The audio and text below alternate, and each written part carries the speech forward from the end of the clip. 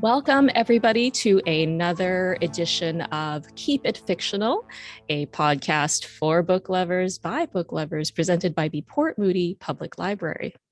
My name is Liz. I will be your host for today's special episode on a topic that we will get into in just a moment, but I want to also introduce my book friends who are here today. We have Corrine, Fiona, hello, and Virginia. All right, well, we are well into the fall season here in the city of Port Moody, and it has been a wet one. Now, one thing we like, at least as much as a good book, I'd like to think, is staying cozy, staying inside, staying dry and out of the elements, hopefully while enjoying that good book. Another thing that we do love here at the Port Moody Public Library is a good pun. With books to choose from like It's a Wonderful Knife, The Cakes of Wrath, Crime Brulee, and To Brie or Not to Brie. I mean, how can you resist? I mean, I love a good pun. I'm sure all of my book friends love a good pun, despite Virginia's cringing. But deep down inside, I gotta say they're pretty good. Now, if you put them all together, a hopefully good book, a cozy time reading, and a punny title, chances are in our collection you will come up with a cozy mystery.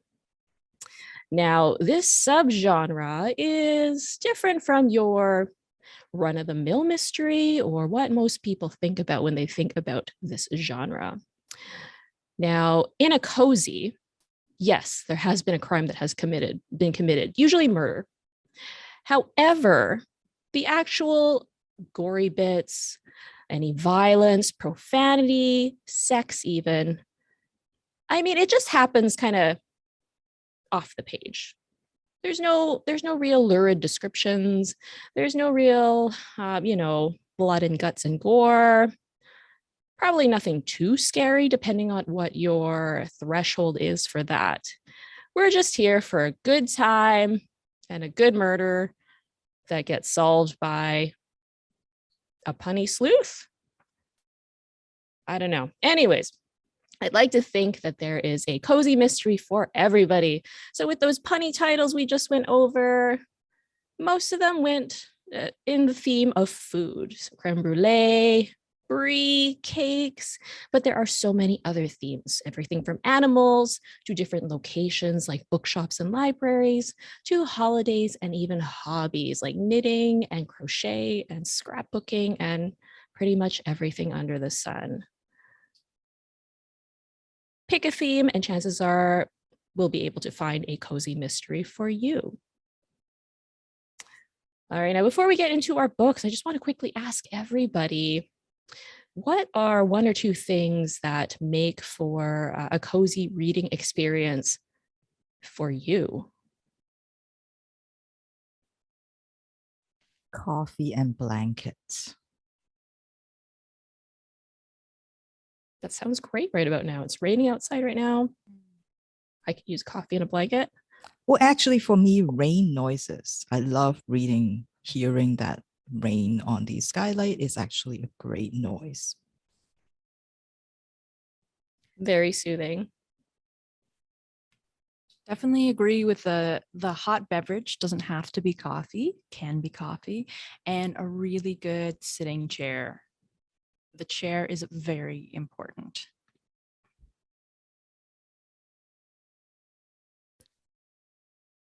Fair enough. Although I will admit, maybe it's just because of my intense need to be horizontal, but actually right now it's like in my hoodie, my big warm hoodie enveloped in a cocoon of softness and reading in my bed, just kind of like all the way down. It's like the closest you can get to sleep without sleeping.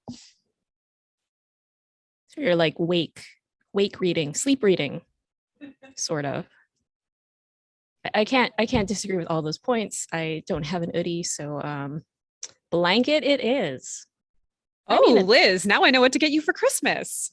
I mean, an hoodie is basically a blanket that has a hood on it. Liz, I beg to disagree. An Udi is an experience. An Udi is a lifestyle choice. An Udi is so much more than two blankets sewn together. So much more. This We're episode not- is sponsored by. We love your product. So if Udi is listening, I feel we could talk about Udis all day and the merits of it and whatnot.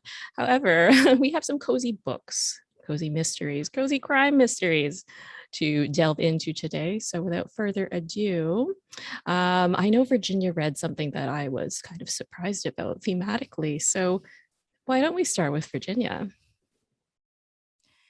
Oh, Liz.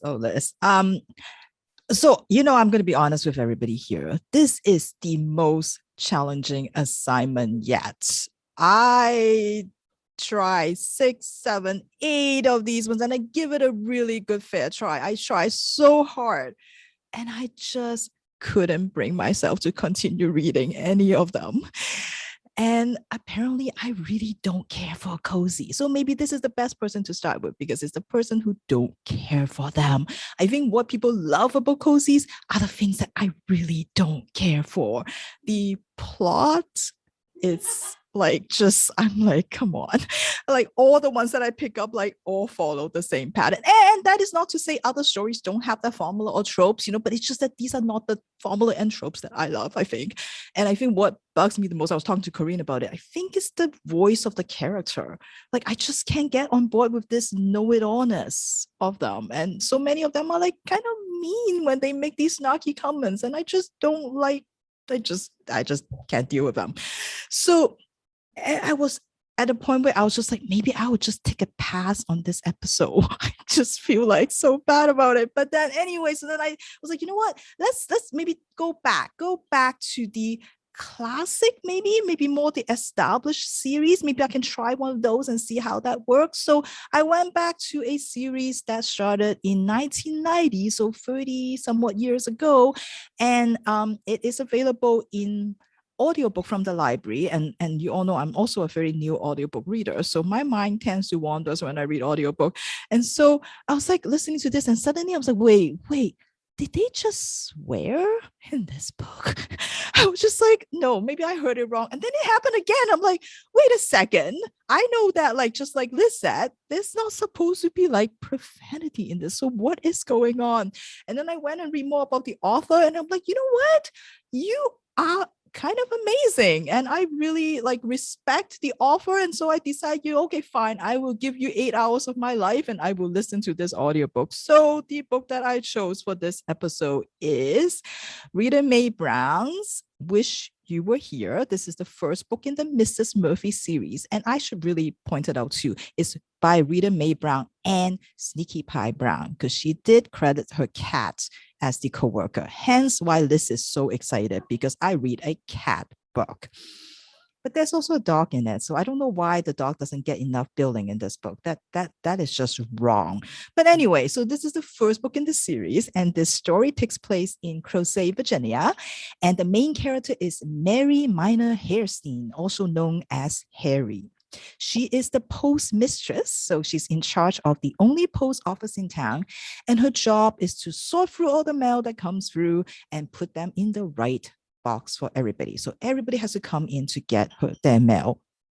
And part of the fun in her job, which she loves to do the most, which she knows she probably shouldn't do, is to read people's postcards. Because postcards are kind of like open letters, right? Like, a letter just lying there. You want to know who is writing what to whom. It is super exciting. And she just loves to do that, even though she knows she shouldn't. But, how is she supposed to keep up with what's going on in town if she doesn't take a peek at these postcards? And so, like I said, everybody in town comes to visit the post office to get their mail. So she gets to see everybody. And they will also all take the time to tell Harry and give her advice and talks to her about her pending divorce. Oh, yes, a small town. Everybody knows your name. Everybody knows your business. Everybody thinks that your business is also their business. And everybody knows what's best for you. So everyone has an opinion about Harry's divorce. Everybody wants to know, like explain to her why this is just a horrible idea because they're just opposed divorce, or that they think that her husband is such a catch. Why would you give him up? And everybody, thinks that like a woman should be this, a woman should do this, and just so many opinions. And it is like the talk of the town. But then a real thing happened that really becomes the top of the town. They found a dead body.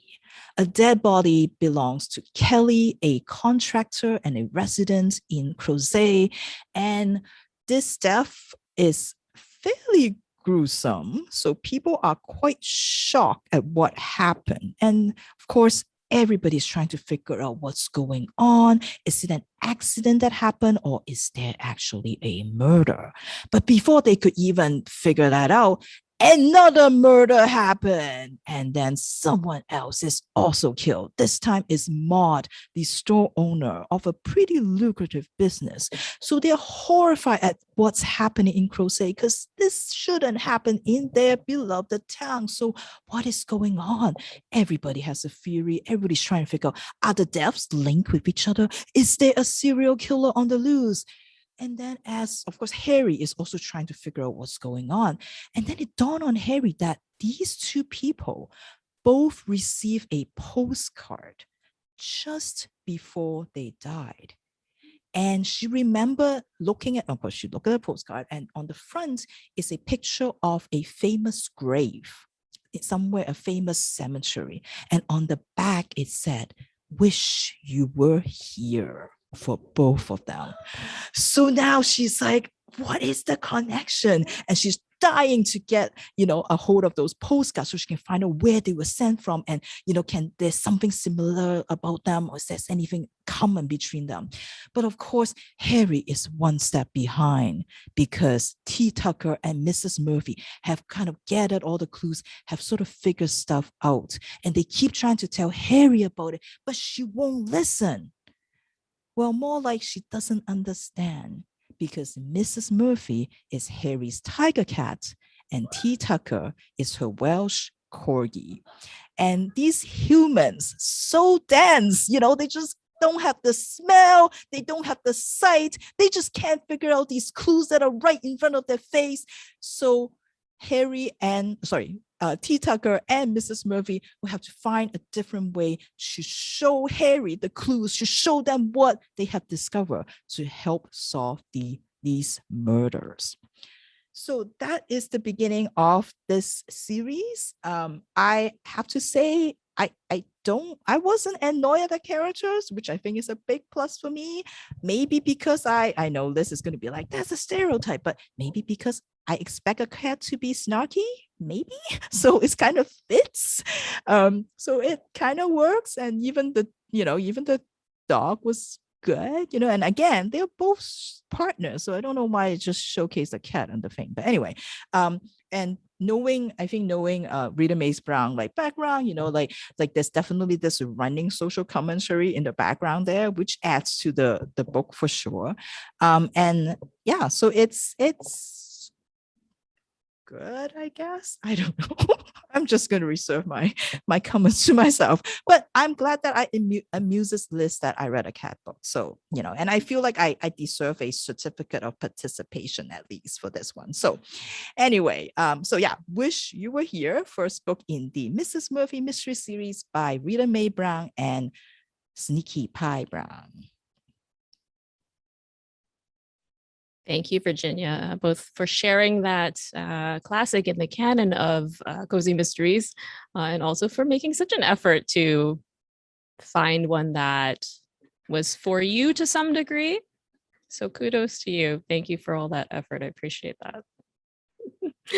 Okay, well, I don't know if anybody else read a cat cozy, as my fellow panelists are not as cat savvy, as cat fanatical as some of the rest of us here. Why don't we see what Fiona has read for today's episode? Yeah, so I also read an older book. I read a book written in 1958 by June Wright, which was recently republished. And I feel like it was one of those middle of the night like things where I was just, like thinking about whatever, and this popped into my head. I wonder if there's any mysteries about nuns solving crimes. So at the same time, on the new mystery bookshelf was Reservation for Murder, the first book in the series for the Mary Paul murder mystery series by June Wright, who is an Australian author. And this is about Mother Paul, who is a nun who solves mysteries. So the setting is Melbourne. And here, I'll show you the cover. I quite like the cover. Oh, darn background. You can kind of see it. It's red. It's got a nun on it. Yeah, so the setting is a women's hostel in Melbourne. So it's run by the nuns, and it's like, it's not like you go backpacking and stay there for a week. It's like, when you're a single woman who works as a secretary or who is studying, you stay there in this hostel with all sorts of other women who are in the same circumstance. And the setting and time were definitely the best parts about the book.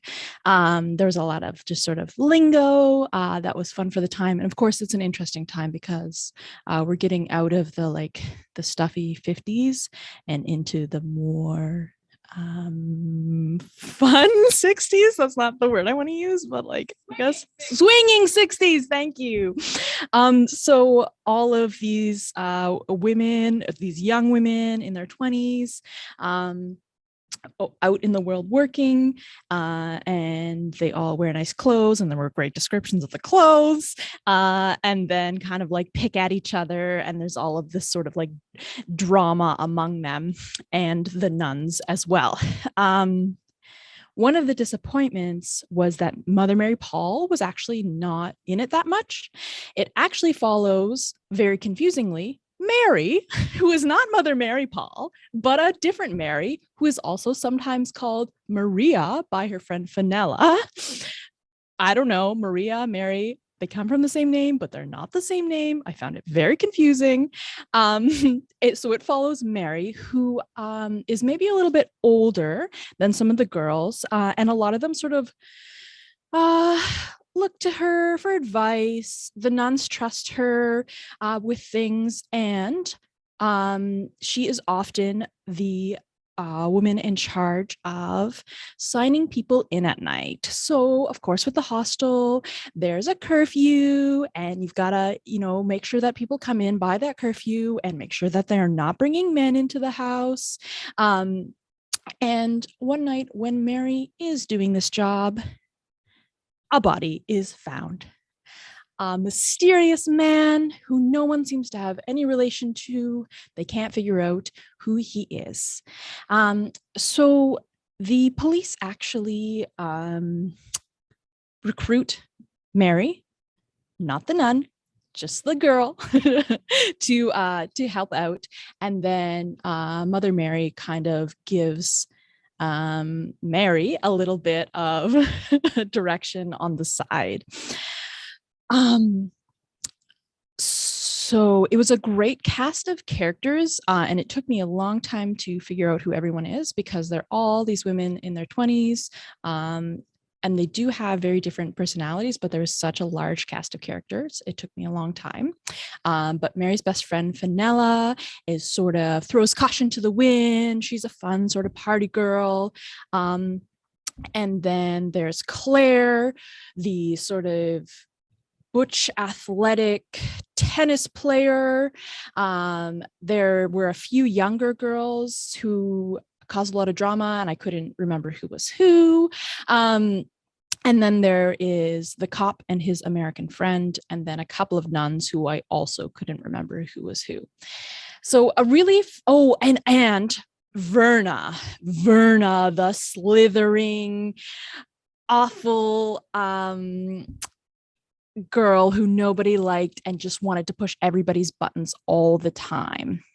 And then there's a whole wing of the hostel, which is dedicated to an older woman and her helper, Jonesy, and they're all always teasing Jonesy, and she's also always having a hard time from the woman that she looks after, who is very strict with her. Just a lot of dynamics. And the mystery itself was not fantastic. It was more about like learning about all of these characters, but I found that it didn't always add to like I had no idea who it was. And I was just like, I have no idea, no guesses. But just finding out about those characters was a lot of fun, with all of their different personalities and how they interact with each other. There's also a poison pen in the beginning. So before the murder, someone is writing horrible letters to everyone, threatening, mean letters. And there is all this talk about who that could be. And after the first murder, eventually there is a second murder. And it is a question of whether it is murder or suicide. So I guess I shouldn't say it's a murder. Maybe it's a suicide. Oops.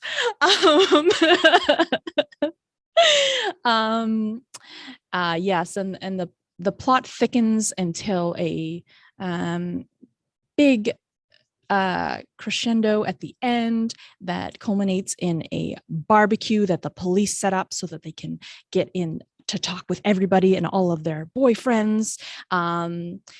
It was very exciting and just fun to go to Melbourne in 1958.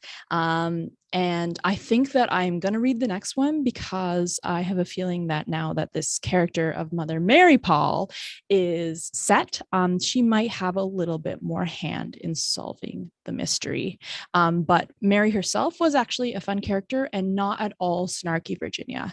She was quite competent and kind. Maybe even a little bit of a Mary Sue, I guess. Thanks, Fiona. I don't know why I was surprised to hear that there's a whole cozy series based on nuns, but if anybody was going to find it, it would be you. So thank you for sharing that. Hopefully more nun action in the second book. All right, Corey, and did you stick with the sort of classics, or did you go for something a bit more contemporary? Well, Liz, I went with something newer and a series that is ongoing, because one of the many wonderful things, Virginia, about cozy mysteries that is so great, Virginia, is that they are all series. And this is an ongoing series. It is by a Canadian author, which I wanted to highlight that there are many great Canadian authors working in the cozy mystery minds. And I am actually a huge fan of cozy mysteries, but that is as it should be, because it makes sure that Virginia and I don't agree on things. So it's only the way it is. And so I appreciate Virginia's college try in trying to find a cozy mystery that worked. But I mean, quintessentially, it is not a genre that I think that Virginia can enjoy. And I can appreciate that, because I'm a big fan. And the things that I like about the genre are things that Virginia can't like. And that's what keeps books interesting. There's a book for every reader. And I am a huge fan of cozy mysteries. I love that it kind of goes with George Orwell's essay, The Decline of the English Murder, where he talks about how what is the appeal, and kind of like the formula of it kind of gives you a sense of justice in the world. It gives you a little puzzle to work on. It makes you feel like that everything happens in life for a reason, and that at the end you get closure. And so he was really writing about, after the World War, how there was this huge bump in kind of like the golden age of detective stories and cozy mysteries in England, because of that sense of you want to feel like that there is a meaning behind something, that things happen for a reason, that it isn't just like a cruel twist of fate. And so I love them. I have got my background as Badger's Drift from Midsummer's Murder, the worst place in England, one of the longest running cozy mystery television series and book series. And the one that I have chosen to talk about is as I said, contemporary one. It does have a cat in it, which was, of course, very difficult for me to handle and just felt wrong and bad. However, I did gravitate towards a series that was very easy for me to understand the milieu, because it is one of the many books in the subgenre of cozy mysteries that take place in libraries. Ta-da! So I chose By Book or Crook by Eva Gates, which is the pen name of Vicky Delaney, who has written a number of other mystery series. There are a lot of cozy mystery series that take place in libraries, and I have like a creepy obsession with reading them, in the same way that I feel like a lot of doctors watch Grey's Anatomy and are just like, yeah. So that's kind of how I read a lot of these mysteries that are set in libraries, because the characters spend most of their time reading. And I'm like, oh, that's cute. That's really, really cute. So this is a series about Lucy Richardson. And for the last 10 years, she has been working at the Harvard Special Collections Library, kind of whiling away. She's engaged to some fancy lawyer. She's got a great life. Everything's going good for Lucy. And then, of course, inevitably, her fiance is cheating on her. And so what's a girl to do? Well, a girl is going to go over to the tiny little Outer Banks of North Carolina, this like cozy little seaside town where she's gone every summer with her Aunt Ellen. And she has like wonderful memories of this place. And in a stunning coup of nepotism, her Aunt Ellen gets her a job at the public library there. Just like that. And what is very special about this particular library is that the library itself is based in a lighthouse, a charming antique lighthouse. And as the director of this new library, she also gets to live in the lighthouse, because her house, her little like cozy little abode, is just above in the top floor of the lighthouse. What a dream. I will admit I did not pay attention to most of the plot because I was too busy dreaming about, well, what if I could be the librarian in a lighthouse and look out over the sea and just walk down to work every morning. What a dream. What a dream. But I did look at the back of the book, so I remembered most of the plot. Most of what I remember is the lighthouse living, because it sounds amazing. But so in this tiny little library, cannot emphasize how small it is. It's the Bodie Island Lighthouse Library. How charming. They are having an exhibit of, hold on to your petticoats, first edition Jane Austen novels and Jane Austen's notebooks. Sure. And they're set up in this little seaside town in some cabinets that are locked with a key. It's fine. Well, you're never going to guess what happens. One of these books gets stolen. And my favorite part about the blurb on the back is one of the priceless first edition Jane Austen novels is stolen. And then there's a pause. And the chairman of the library board is murdered. But what is the most important of those two things? Yes, someone is murdered in the library and the Jane Austen is taken. And so Lucy, of course, as the amateur detective in this cozy mystery, is going to solve it. She is going to find out who took the book and who did the murders, and maybe find some romance. Because that's the other thing in a cozy mystery is often like there's a little love triangle. I think she's got like the mayor of the town on one hand and the sheriff on the other, and like who will she choose? I don't actually know that yet. But anyways, the series is ongoing. It's kind of like exactly what you want out of a cozy mystery. It's got a really fun setting. The character has a really fun job. Everything gets wrapped up at the end. And you learn a little bit about Jane Austen, which what more could you ask out of a book? What more could you ask? So yes, that is my little pick is By Book or Crook by Eva Gates. You just described my nightmare book, I think, Corinne. Okay. Just as you're talking about it, I'm like, okay, I don't like books of that. I really don't like books set in a books or like a library. And then there's a cozy mystery and there's like romance. I'm just like, oh my gosh, like nightmare. Again, our Venn diagram is just two circles on I'm either glad that side of the page. it's pushing it away again. So that's good. That's good. The universe is back. Everything is normal. Everything is Don't normal. panic. Phew. Yeah. Well, thank you for that, Corinne. Introducing us to a book with it sounds like a very charming perception of what libraries and librarianship is all about. So Oh, it's a dream job. And again, your house is above the library. And there's a cat. Oh, sorry, I forgot. There's a cat. There's a library cat, and the library cat lives with her because of course it does. It sounds like a dream. And it's a little like seaside summer town with like boulevards and ice cream and seafood. Is that what happens? I don't go to the beach. Seafood? There's lots of seafood. you're not really a beach person though. But anyways, that's another topic for another day, all about Corinne. So thanks for that. All right. Well, going from Corinne's seaside town to something that reminded me a little bit about Port Moody, where we are. And for those of you who aren't familiar with our relatively small town of 33-ish thousand people, not too far from Vancouver, 45 to 60 minutes outside of Vancouver, depending on how traffic is. And that number grows exponentially, it seems, every year or so. Our town is known, amongst other things, for its breweries.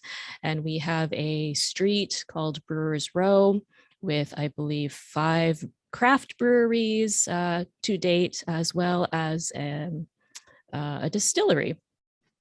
So if you enjoy imbibing in such beverages, then Port Moody may be a town for you.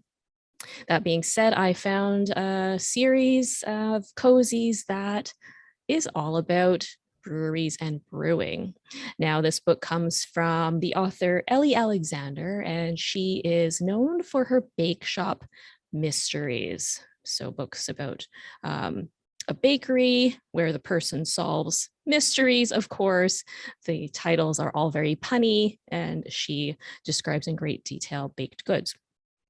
So she has, being a resident of the Pacific Northwest and Washington State, which also has a very strong brewing culture, she has created a new series called the Sloane Krause Mysteries. So Sloane Krause is our protagonist, but these stories all revolve around her life within the brewing industry in a tiny, tiny town called Leavenworth. Yes, that real town in Washington State. Now, the one I chose to read is Beyond a Reasonable Stout. And again, Zoom filters are doing wonderful things here, but I swear I have the actual book in my hand. And in a bizarre move, I decided to read book number 3. It's called Beyond a Reasonable Stout. Book 1 is The Pint of No Return, and book 2 is Death on Tap. So I decided to jump into Beyond a Reasonable Stout. I mean, I enjoy a good stout. How can I resist that title? It had some good reviews. And you know what? You don't have to read from the beginning for this series. This is one of those series where I settled in just fine. Corinne is convulsing over at her seat right now. I'm sorry, Corinne, but it can be done. It can be done, especially I feel in the cozy mystery world. Yes, there is a crime. Somebody is murdered, but I feel like Ellie Alexander's strong point is talking about the characters, describing the town, describing the brewing process. And then there just happened to be a murder that gets solved along the way and, gets wrapped up at the end. So, all right. Now that Corinne has worked that out of her system, that shock out of her system. So Sloane lives in Leavenworth. And for those of you who have never been to Leavenworth, it's a bit of a trip in that it has modeled itself as sort of an old-fashioned German town. So wherever you go, it's very Bavarian, very distinctive architecture, as you may see in Old Bavaria, and lots of shops that really play up the Germanic theme. So there's a nutcracker shop, there's little inns, there's little taverns. So of course there are some craft breweries there. Sloane works at Nitro, which is sort of considered like a micro brewery.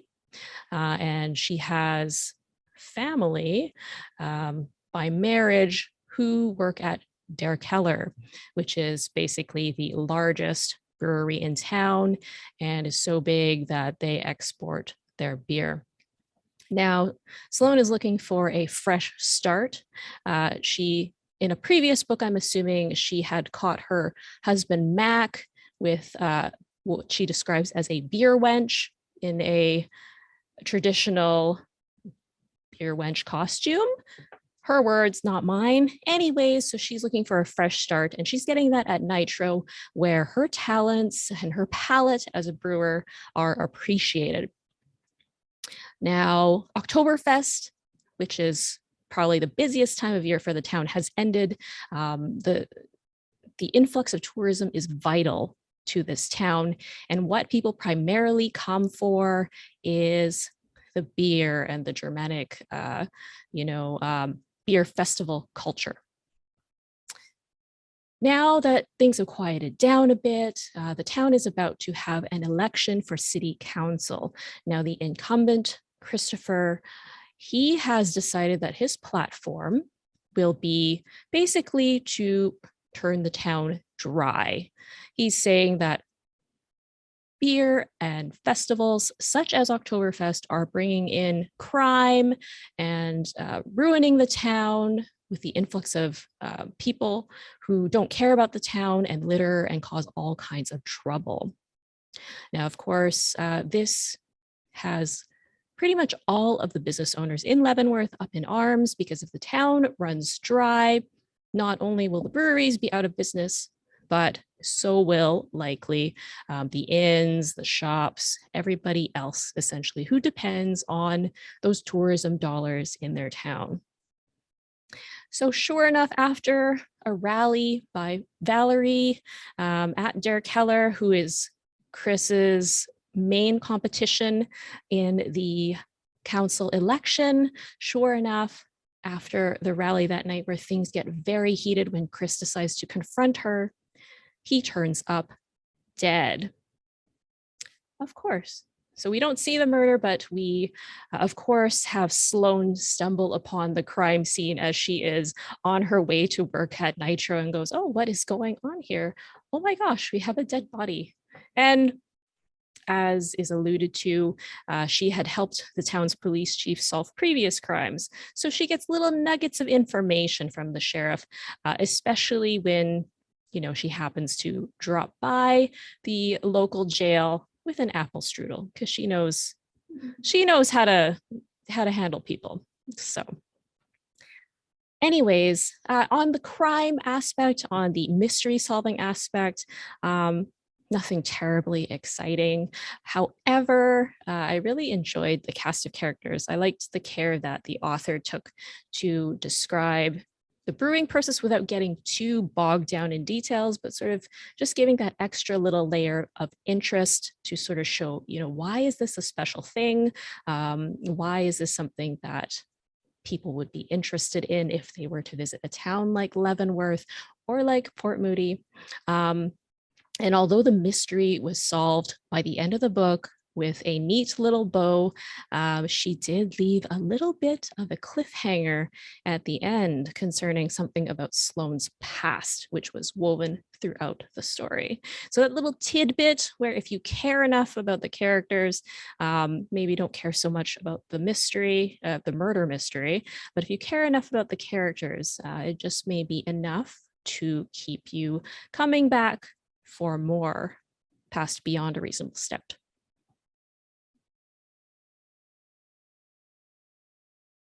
That is a very Liz themed book for sure.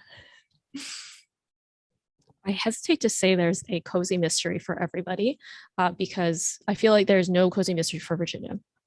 However, thematically, I feel like if there's a theme that you're remotely interested in, then somebody has conjured up some kind of cozy mystery series related to that theme. Yeah, if you lie awake at night wondering if does blank have a cozy mystery? Probably does. Exactly. And you could even start with the first book in the series. I feel like a few of us in this episode have kind of gone off the beaten path in various ways, and that's okay as a reader. No judgment, right? Right. Except from Korean. Some judgment. Some judgment. Anyways, dear listeners, what you decide to do, you can choose your own path. No judgment from most of us here, as long as you're reading. Anyways, thank you so much, everybody, for joining us for our episode on cozy mysteries. I hope you get the opportunity soon to grab a great book, your blanket, your hot beverage, your Udi TM, and enjoy that book despite whatever weather is going on outside. So thanks, and we hope to see you. I was about to say see you again, not really, but we hope you'll join us again for another episode of Keep It Fictional from the Port Moody Public Library.